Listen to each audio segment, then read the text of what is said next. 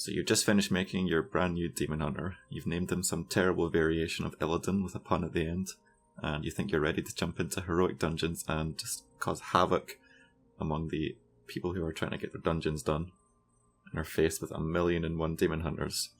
But little did you know that you are not prepared.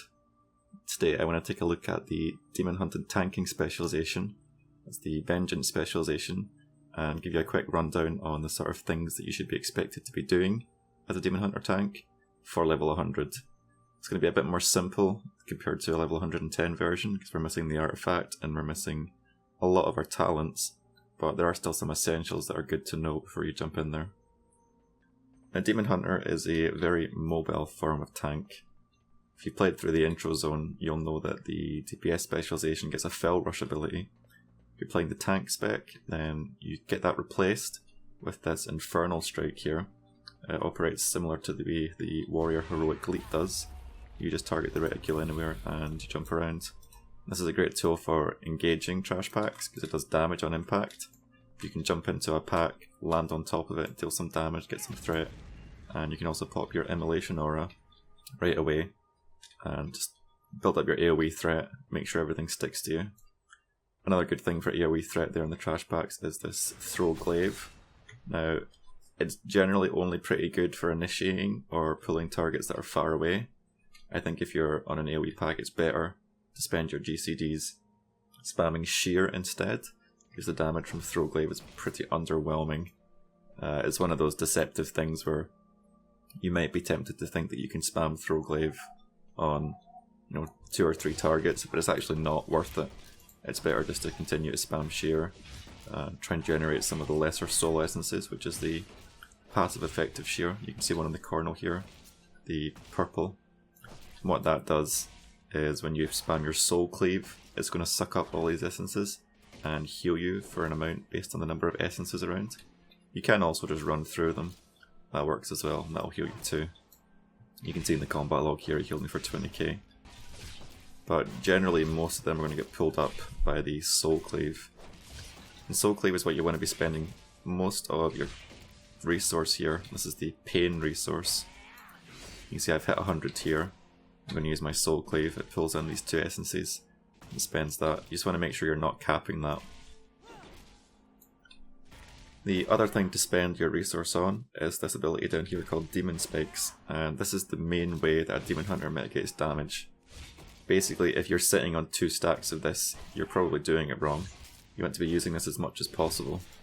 Just pop it there, you get the spikes animation, and it reduces the damage you take by a pretty sizable amount, as well as increasing your parry chance. It recharges pretty fast, you can hold 2 stacks. If you refresh it, it does just add to the duration, so there's no need to watch it too closely. But generally, if these stacks are up and you're predicting damage intake, that's what you want to do.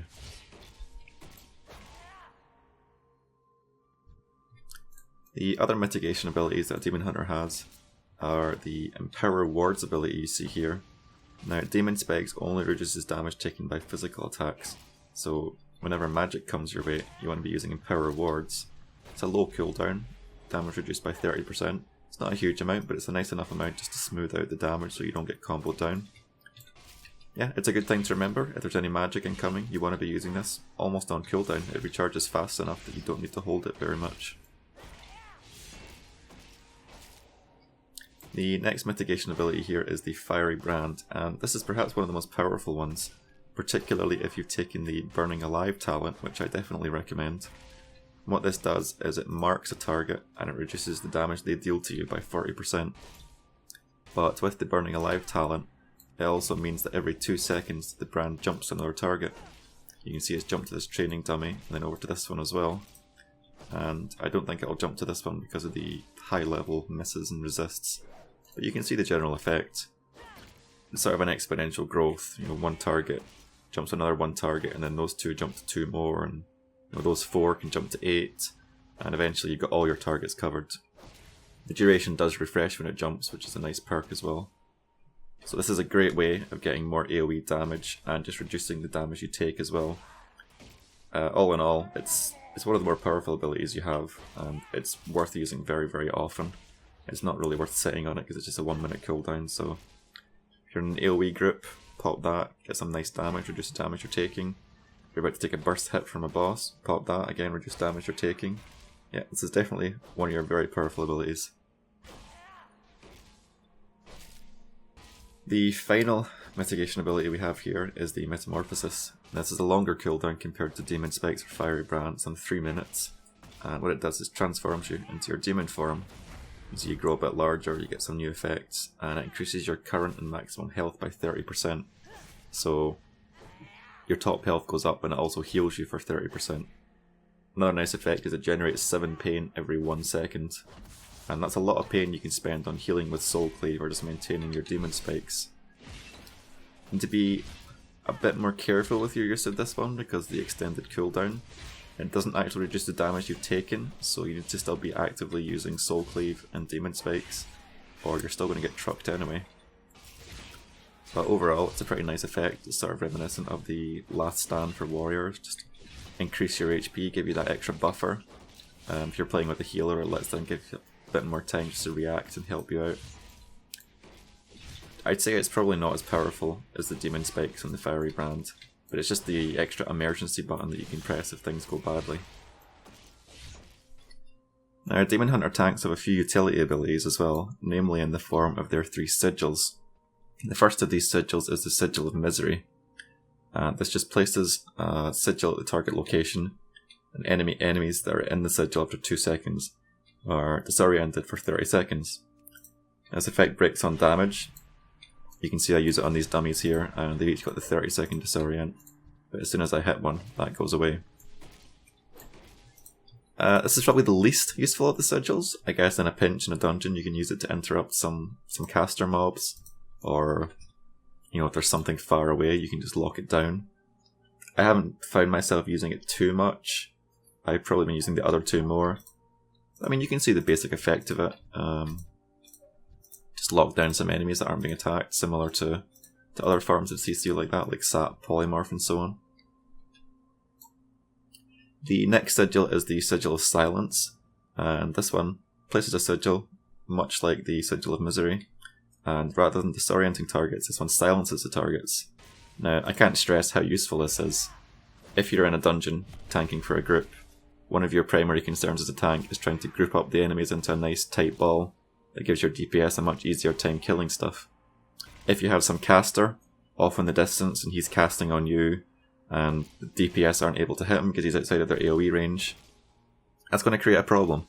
So what you can do in that situation is drop the Sigil of Silence on top of him, silence him for 6 seconds, and he gets pulled back in. The silence does last a very long time, it's 6 seconds, compared to a lot of other silences that don't last nearly as long. I think Paladin Avenger Shield is only 3 seconds. So it's really nice if you're doing a dungeon, say perhaps Everbloom, and you're before the Witherbark boss. All of the enemies in that area, I believe there's about 15 of them, they're all caster enemies. So if you can group all of them up, and you can drop your Sigil of Silence, you can lock down them from doing very much for a long time. Combine that with stuff like AoE stuns, and you can really lock down these caster packs very well. I'd say in raids this won't be a particularly powerful ability, but I am focusing mainly on your dungeon tanking here. I would say be using Sigil of Silence as much as you can. Use it on stuff that's far away, use it on stuff that's close to you. It's a very powerful ability and I think a lot of people ignore it. Final sigil here is the Sigil of Flame, and you should pretty much just use this on cooldown. It's just circle on the ground, drop it, and it deals some fire damage. And just combine it with stuff like Immolation Aura, just to get some extra AoE damage. I'd say the Vengeance Demon Hunter has some nice area damage effects when you combine stuff like your Leap, your Immo Aura, Fiery Brand bouncing around with the talent, and then Sigil of Flame as well. You can get a very nice lockdown and a very nice amount of AoE damage on all the targets. Interestingly, this is also worth using on single target. Just pop it down on cooldown, deal some fire damage. That's pretty much it, not much to it, a very simple one. Okay, so we've seen the basics of how the Demon Hunter tank operates. What I'm going to do now is run some footage from a recent Mythic dungeon I did where I tanked on my Demon Hunter.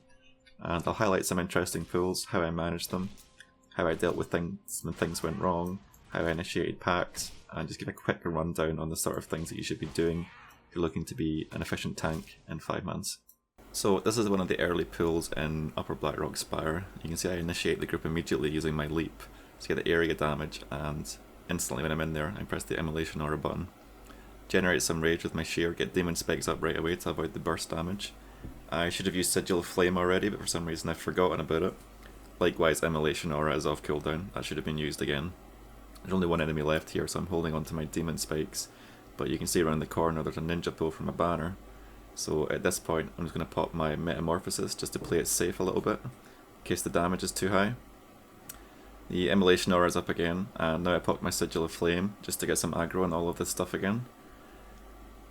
Pretty much at this point I just need to continue to keep demon spikes up as much as possible. Generate with shear, just keep soul cleaving, soul cleave will hit multiple targets.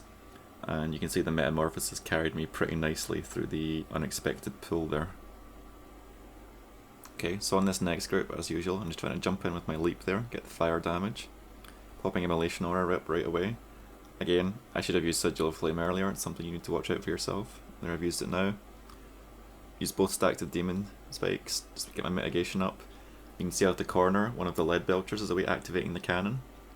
At the time of this, I was telling my DPS players to try and stun them, but I didn't quite consider I could use my Sigil of Misery to disorient them and stop that cannon operation.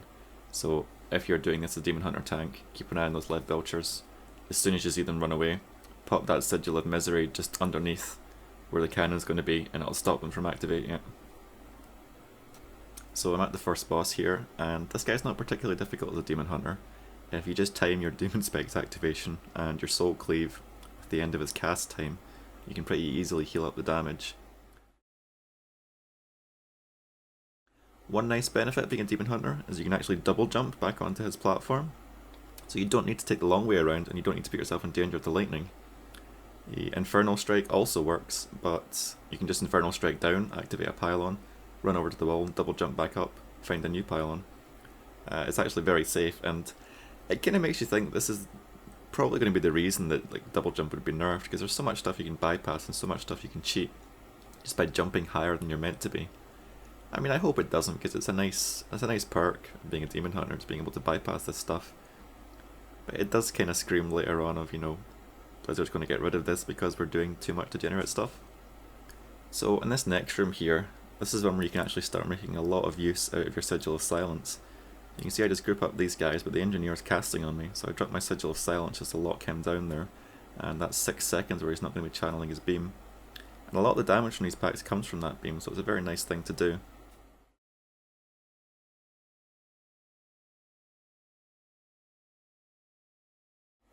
Beyond that, it's the usual story, just Immolation Aura on cooldown.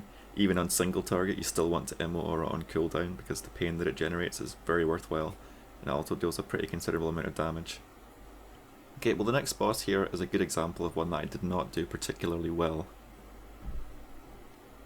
I initiate right away with the leap, and I know that the damage on this boss is pretty severe, so immediately I'm using my Demon Spikes, but I also use my Fiery Brand as well. A better way to manage cooldowns is to stagger them so you always have some level of damage reduction. But the mistake I've made here is stacking everything together. So as soon as this next Demon Spikes runs out, I've got nothing. Metamorphosis is up, but it's not going to reduce the damage I take. So at this point I'm just getting trucked, and I'm lucky that the healer I'm with is a very, very good healer, because this is a kind of situation where usually you would find yourself dying. You've wasted all your cooldowns, you stack them all together instead of staggering them properly. I'm just desperately looking for my Demon Spikes here because the ads are still up. I guess part of this is on my DPS for not focusing them, but they've kind of come to expect from me at this point that I'm going to be tanking appropriately and being able to mitigate the damage. So yeah, prime example here. Don't stack your cooldowns unless you're trying to mitigate one large hit. You need to stagger them, you need to smooth the damage over time. Because if you leave yourself open to a burst, you can find that your healer can't keep up and you'll find yourself dead. Luckily, it didn't happen to me here, so props to Nonplus for keeping me up alive through that. But there we go. You can easily see it in my health with how much it yo-yos up and down when the ads are still alive. Fortunately, when the ads are dead, the damage here isn't too intense, so my mistake goes relatively unnoticed. And it's the kind of thing you don't notice unless you analyse a bit further. But that's the prime rule. Always stagger the cooldowns, always have a plan for what comes next.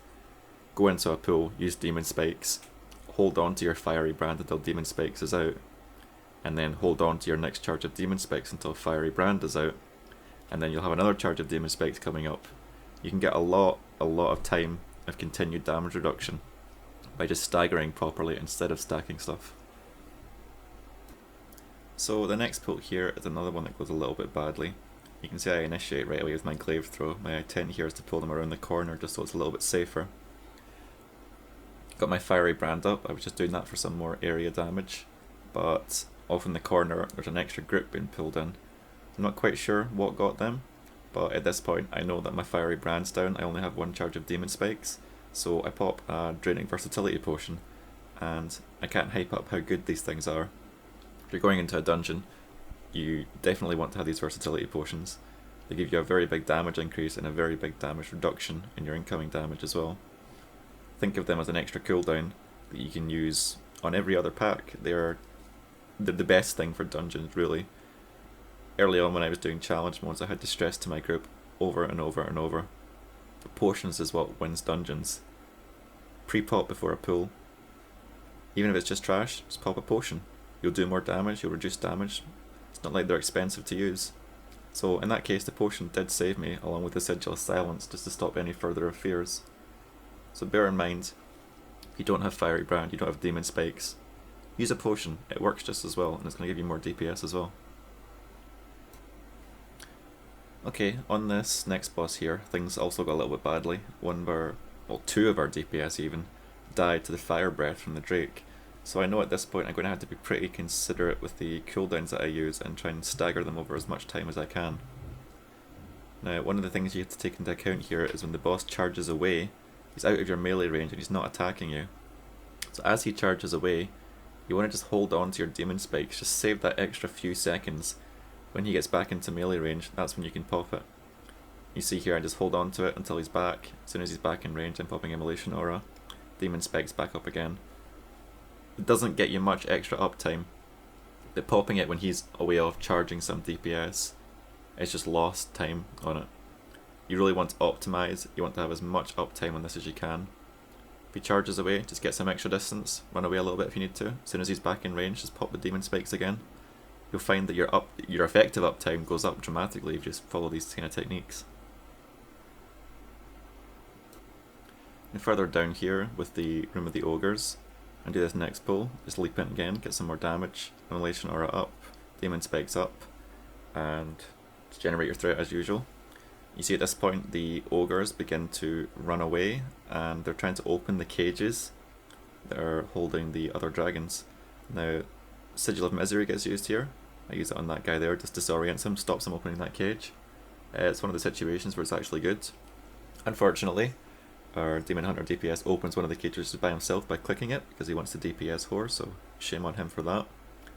But it stops the big dragon from being released at least, just by using that often not particularly effective sigil to lock down that guy and stop his casting. Okay, so final boss here, and this boss uses Destructive Smite on a cooldown, which is a large melee attack, so you want to try and save a charge of Demon Spikes for when that comes in. When she spawns these adds, you want to have your Immolation Aura up. You notice mine was a couple of seconds to the cooldown came up, so I had a little bit of a problem grabbing these adds, but fortunately managed to round them up. And because of the Demon Hunter AoE, things like I-beams, so on, they melt pretty quickly, so they're not much of an issue compared to what they potentially could be.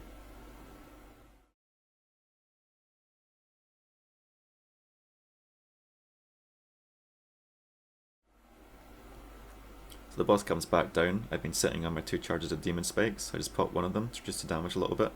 I can see she's about to Cyclone, so I just want to hold on to that second one. No point in using it when she's not melee attacking me. Pop Immolation Aura just at the edge of her range there. And this is where I'm going to start using the Demon Spikes again, just chaining them together. I'm a little bit slow on activating it, so a bit sloppy play from me, but I'm still a bit new to this. The Demon Spikes goes up, she starts to Cyclone again, just get away, leap out of the range. Hold on to that extra charge of Demon Spikes till she comes back. She's back in range, get the Demon Spikes up for Destructive Smite, and at this point she's about to go down, so there's not much more to it. Pretty much just time your Demon Spikes here for the Destructive Smites. It's one of those things you have to consider in raids and 5-mans and so on, is if there's burst damage incoming, you want to sort of act preemptively rather than reactively, because reducing the damage after the big hit's already come in is not as useful as it is preempting that and then anticipating it coming, popping your cooldown and taking much less damage to start with. Okay, so thanks for watching the quick rundown of Demon Hunter tanking at level 100. Basically the gist of it is Demon Spikes, use it a lot, Immolation Aura, use it a lot, and make use of the utility of the sigils because they're very, very useful in 5-man dungeons. Thanks for watching.